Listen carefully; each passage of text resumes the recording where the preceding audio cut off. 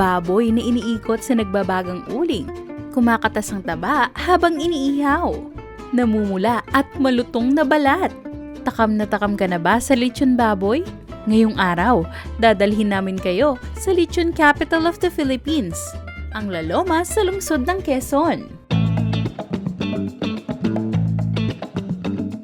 Ang La Loma ang naging sentro ng lechonan sa bansa dahil sa migit kumulang 100 taong kasaysayan ng paghahanda ng lechon. Nakilala ang La Loma dahil makikita dito ang mga tabi-tabing tindahan ng mga lechon. Dito sa La Loma, kanya-kanyang pamamaraan ang mga lechonero sa pagluluto sa kanilang pinagmamalaking lechon.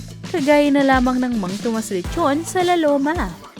Talagang timpla kami. Kanya-kanya kaming timpla. Try nila para masarap naman yung lamin lechon. Sarsa pa lang, ulam na. Isa rin ang Litos Lechon sa binabalik-balikang lechonan sa La Loma. Sa Litos Lechon po kayo bumili po kasi masarap yung lechon namin po. Sakto sa timbang po. Huwag din palampasin ang masarap at putok-batok na chicharon bulaklak at chicharon bituka ng Litos Lechon. Ayan po ma'am, chicharon bulaklak sa bituka.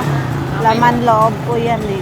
Ang ganyan namin ma'am, 180 100 grams. Tapos 250 grams, 450. 500 grams, 900. 1 kilo, 1.8. Kung gusto niyo po magano ng chicharon bulaklak, bituka po, punta lang po kayo dito sa Litos Lechon, La Loma po.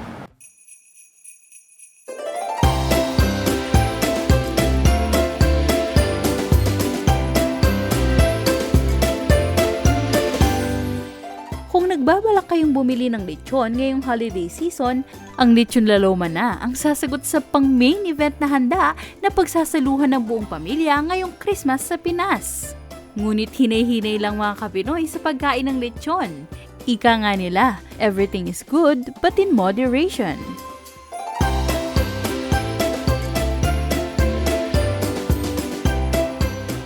Merry Christmas mga Kapinoy!